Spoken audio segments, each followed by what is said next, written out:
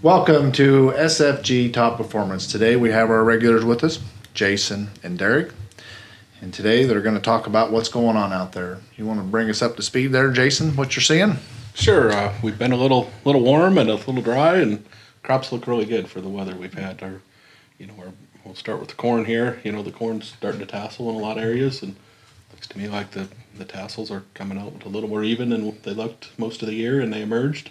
So I think that's going to be a really positive thing, because there's, if they don't emerge even, we don't have a good good pollination, and it doesn't follow through at the end. But it looks to me like things are pretty even as far as pollination.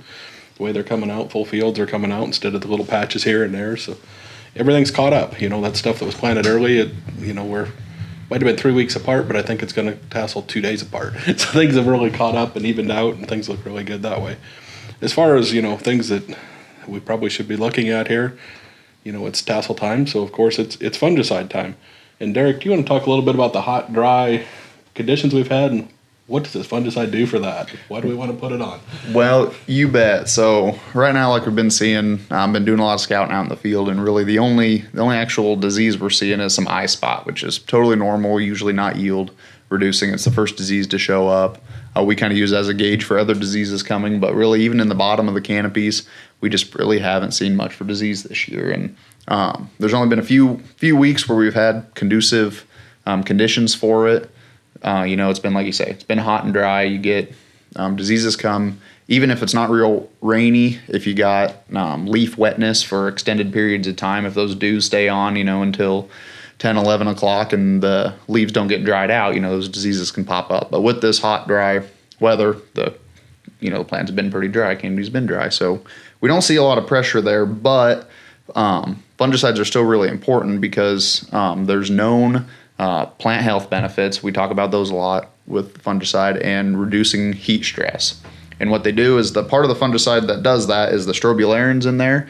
What they do is they slow down respiration, because those plants, when it's real hot and dry, they're trying to keep themselves cool. So they just pump out water and respire, and then the ground gets drier, they get drier, and eventually, if we don't get any rain, they run out of gas and start to go backwards. But the strobilurin fungicides essentially help regulate the temperature inside the plant, and slows them down so they don't respire as much water. So they keep water, and they can get through, real hot and dry spells. And it's looking like next week's going to be about mid-90s and sunny and not a lot of rain, it's looking like. And we have a lot going into pollination. So it's definitely something to think about on your good fields to help reduce some stress. And there's a lot of information to back that claim up. But yeah, fungicides aren't just if there's disease out there. There's plant health benefits. It'll help with standability in the field. I'll stick my neck out with these fungicides that we're using now. I mean, there's a night and day difference with Stay Green on it. Last year we had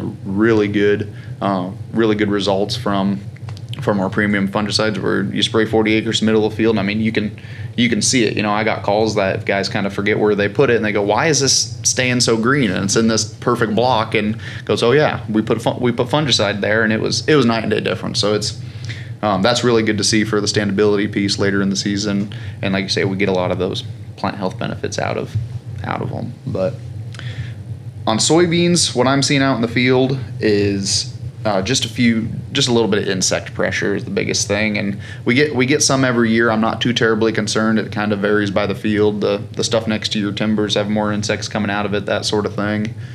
Japanese beetles have been the only ones that I've seen really regularly, and what they do is they chew on the leaf plant, so they defoliate it in between the veins. So it's called skeletonization. So if they eat a whole leaf, you'll see pretty much just the leaf backbone, I guess, for lack of a better term. It kind of they don't eat all parts of it, like a grasshopper would. They take a big chunk out of it. They just eat in between the leaf veins. And Jason, I know you've been seeing some Japanese beetles out in the field. What can we do to manage those?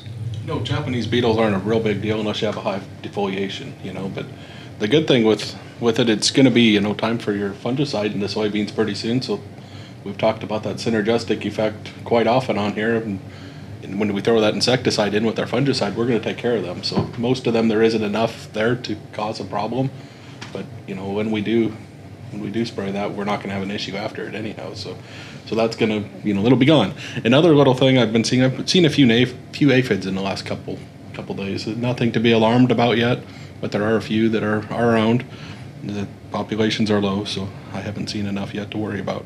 But when we're doing that, I think, especially the corn fungicide and the soybeans as well, I think our early tissue samples, we need to go back and look at them. Some of these fields called for just a little nitrogen or maybe some micronutrients, or I think we need to look and see maybe we need some slow release nitrogen with some boron or something with that to help give us that bang on our top end yield. If it's a field that doesn't look good and is not, that's probably not the one to focus on. Your top performing field is focus on that, put your bang in that and get that extra 10 bushel out of it and spend it on either something to help whatever it needs. If these tissue samples we took tell us a lot, and it's about time for the tassel time tissue samples that'll help with next year's soybean production. So it's time if we're going it's time to be thinking about that as well, along with these fungicides and getting them taken care of so we'll know what to put in our soybean stuff next year.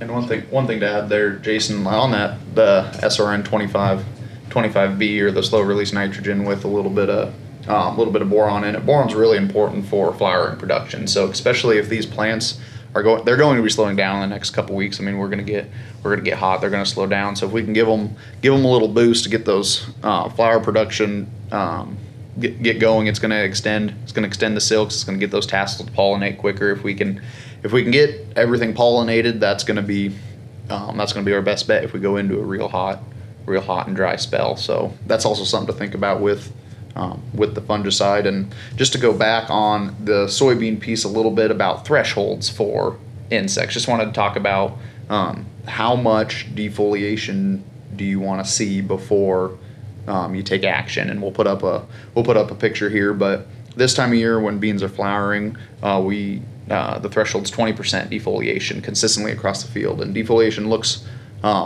worse than it is. So 20% is quite a bit. When it's not flowering earlier in the season, it's 30%, and so that's a whole third of the leaf gone before you even take action. Those beans are really resilient, so no need to panic unless it's widespread out through the entire field. But that's correct. And on soybeans, I don't worry as much about the dry weather with the soybean as I do a corn plant.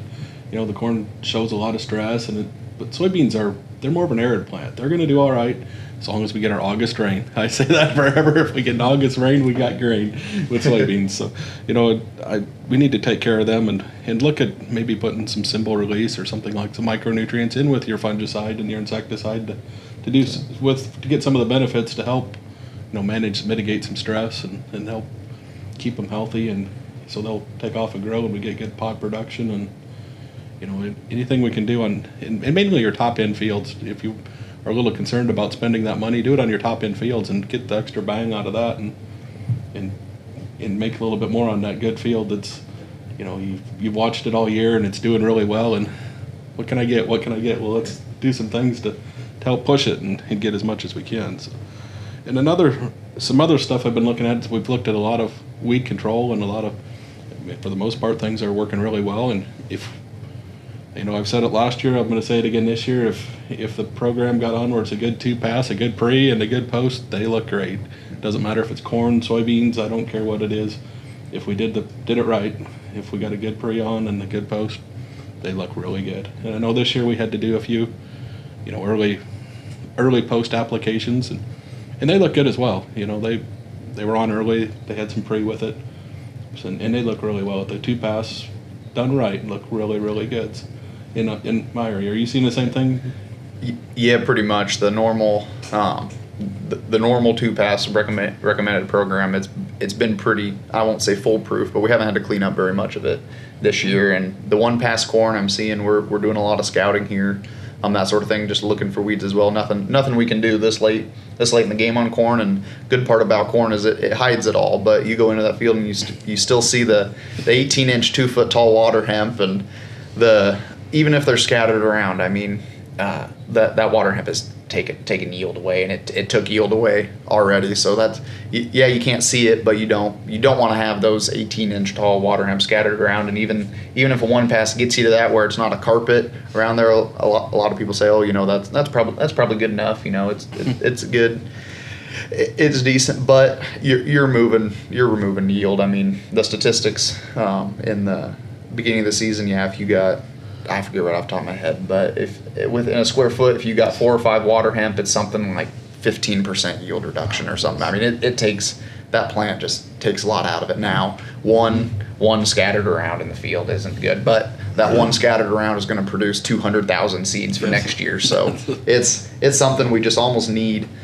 We just almost need to get away from the one pass programs and just do a 2 pass. And I know you're out driving in the field, and I know there's going to be a little corn run over, but it's worth it to have no weeds out there. So that's what I'm seeing out there right now, Jason. Yep, and I agree 100%. These fields that are done right, as long as they have an early residual and a late residual, they're looking really good. And I don't care which product you're using, they've all worked equally well. I think, as long as the timing's there and you get it on and get your weeds killed up front, it looks really good. The beans and corn are both in the same boat at this point. So many of these beans are starting to canopy, so everybody knows that's going to help keep them clean for the rest of the season. So